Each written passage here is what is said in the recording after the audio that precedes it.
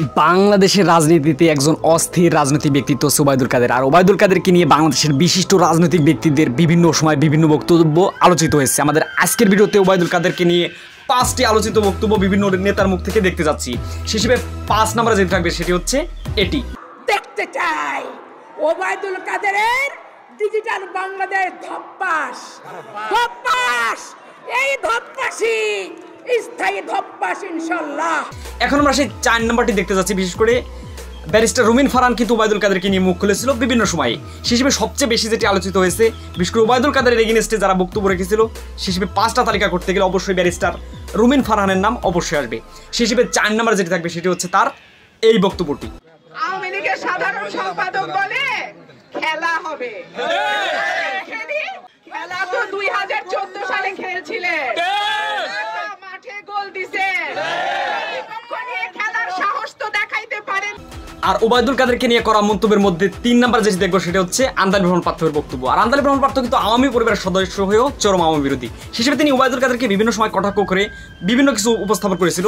হিসেবে এখন যেটি দেখবো সেটি কিন্তু স্বয়ং আন্দালি ব্রহ্মণ পার্থ একটা অনুষ্ঠানে বলেছিল, যেটা অনেকটা আকার ইঙ্গিতে। তাহলে চলুন আমরা সেটি দেখে আসি। সেটা থাকবে নাম্বার 3-এ। আপনি ভোট দিবেন না, ভোট সরাবেন না, করতে দিবেন না, মামলা দিবেন, বসতে দিবেন না, সাংবাদিকের থাকবেন না।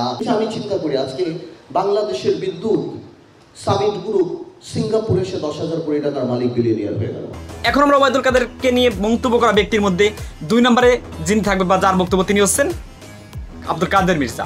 আর যিনি হচ্ছে স্বয়ং ওবায়দুল কাদের ছোট ভাই। তিনি তাকে কোনো সময় ছাড় দিয়ে কথা বলেন না এবং সঠিক এবং সত্য কথা বলার ক্ষেত্রে স্বয়ং তার বাধা হয়ে দাঁড়ান। শেষে ওবায়দুল কাদেরকে নিয়ে করা মন্তব্যের মধ্যে অবশ্যই মির্জা কাদের, ওনার নাম তো কাদের মির্জাই, যাই হোক ওনার বক্তব্যটি অবশ্যই আসবে। সেটা থাকবে নাম্বার 2-এ। আপনি আজকে পদের জন্য আমাকে বলেন আমার পদ কি খাবি তুমি? আপনি পদের জন্য আত্মসমর্পণ করেছেন, আমি করব না। অপরাজনীতির কাছে যারা আত্মসমর্পণ করেছে আমার প্রয়োজন নেই কোনো নেতা। এখন আমরা ওবায়দুল কাদেরকে নিয়ে করা ব্যক্তিদের মধ্যে যার বক্তব্য দেখতে যাচ্ছি তিনি হচ্ছেন পিনাকি ভট্টাচার্য। সেটা থাকবে নাম্বার 1-এ। বিশেষ করে পিনাকি ভট্টাচার্য কিন্তু ফ্রান্সে অবস্থানকারী একজন বাংলাদেশি অ্যাক্টিভিস্ট এবং খ্যাতিমান রাজনৈতিক বিশ্লেষক। সে হিসেবে সে কিন্তু বিভিন্ন সময় ওবায়দুল কাদেরকে কটাক্ষ করে বিভিন্ন ধরনের কথা বলেছিল। বিশেষ করে সে তাকে কাওয়া হিসেবে সম্বোধন করে থাকেন। সেটা অবশ্যই নাম্বার 1-এ থাকবে। তাহলে চলুন আমরা সেই ওবায়দুল কাদেরকে নিয়ে করা পিনাকি ভট্টাচার্যের সেই বিশেষ মন্তব্য দেখে আসি। সে কিন্তু সেটা বিভিন্ন ভিডিওতে সেটা উপস্থাপন করে থাকে। সেটা থাকবে নাম্বার 1-এ। কাওয়া কাওয়া এই যে কাওয়া কাওয়া সাউন্ড দেন আর জোরে দেন, আরো জোরে কান পাঠায় দেন। ওই কাওয়া গেলে প্রচুর মাইন্ড গেছে। আগে কইছিল না স্যাংশনের তো আক্কা করি না, কইছিল না এখন কইছে এখন তুমি পালাই আছি। এই সকলে কিন্তু বসের কথা মন দিয়ে শোনো। শোনো তাহলে তোমাদের কিছু ফানি কবিতা শোনাই। বাংলাদেশের রাজনীতিতে একজন কবি, হাস্যরসাত্মক এবং আবৃত্তিকারক রাজনৈতিক ব্যক্তিত্ব হচ্ছে ওবায়দুল কাদের। আমাদের আজকের ভিডিওতে ওবায়দুল কাদেরের টপ 5 কবিতা আবৃত্তি দেখতে যাচ্ছি। সে হিসেবে 5 নম্বরে যেটি থাকবে সেটি হচ্ছে এটি। কত রঙ্গ দেখাইলা রে জাদু, কত রঙ্গ দেখাইলা। এখন আমরা ওবায়দুল কাদেরের টপ 4 আবৃত্তি তথা কবিতা পাঠ দেখতে যাচ্ছি স্বয়ং ওবায়দুল কাদেরের মুখ থেকে। সেটা হচ্ছে আসলে ওবায়দুল কাদের কিন্তু বিভিন্ন সময় কবিতা আবৃত্তি করে শোনায়, হোক সেটা টক শোতে, সাংবাদিকদের সামনে না, বা যে কোনো মিছিল মিটিংয়ে।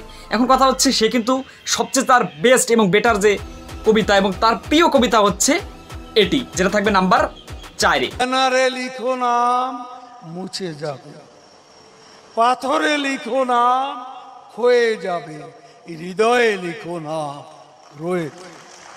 এখন আমরা ওবায়দুল কাদেরের টপ 3 কবিতা আবৃত্তি বা কবিতা পাঠ দেখতে যাচ্ছি। সেই হিসেবে যেটা থাকবে সেটা হচ্ছে তিনি কিন্তু একটা কথা বলেছিল প্রায় আরও 14-15 বছর আগে। সেই হিসেবে তিনি ক্ষীরের পাহাড় বা তার নিজের, আমি অতটা বলতে পারছি না, আপনারাই দেখবেন, সেটা কিন্তু সে আবৃত্তি করেছিল একটা রাজনৈতিক মঞ্চে, যেখানে সেটা কিন্তু তুমুল আলোড়ন সৃষ্টি করেছিল এবং তাকে সাংবাদিকরা কবি বলতে বাধ্য হয়েছিল। তাহলে চলুন এখন আমরা যদি দেখে আসি সেটা থাকবে নাম্বার 3-এ। রাতারাতি আমি এখানে দুধের সাগর ক্ষীরের পাহাড় গড়ে তুলেছি, ভাবা শুনেছি। এখন আমরা ওবায়দুল কাদেরের টপ 2 কবিতা আবৃত্তি দেখতে যাচ্ছি তথা আবৃত্তিকারক ওবায়দুল কাদেরের মুখ থেকে। আর সেটা হচ্ছে সেই কাঙ্ক্ষিত জ্বালা অন্তরে জ্বালা। মানে এরকম একটা কথা আছে, সেটা কিন্তু আপনারা বিভিন্ন সময় লক্ষ্য করেছেন, বিভিন্নভাবে আলোচিত এবং সমালোচিত হয়েছে। সেটা অবশ্যই একটা তার কবিতার অংশবিশেষ হিসেবে ধরা হয়ে থাকে। সে হিসেবে টপ 5 তালিকা করতে গেলে অবশ্যই এটা টপ 2-তে আসবে। জ্বালা হেরে অন্তরে জ্বালা, পদ্মা সেতু হয়েই গেল, কন্ডোবলি টানেল হয়েই গেল। এখন আমরা ওবায়দুল কাদেরের সেই কাঙ্ক্ষিত 1 নাম্বার কবিতা আবৃত্তি বা কবিতা পাঠ দেখতে যাচ্ছি। সেটা সহজে বাংলায় নয়, স্বয়ং ইংরেজিতে। সে একটা সম্ভবত পদ্মা সেতু বা কোনো একটা অনুষ্ঠানে সে দিয়েছিল স্বয়ং সরকারকে প্রশংসা করার জন্য, যেটা খুবই ফানি এবং বিনোদন হিসেবে আখ্যায়িত হয়েছিল, যেটা থাকবে নাম্বার 1-এ, যেটা অবশ্যই ইংরেজিতে দেখে নিন। Look smarter, she has shown us out of darkness, she has shown us out of poverty, she has তুমি কবি, বাংলাদেশের রাজনীতিতে এক মহাকবি।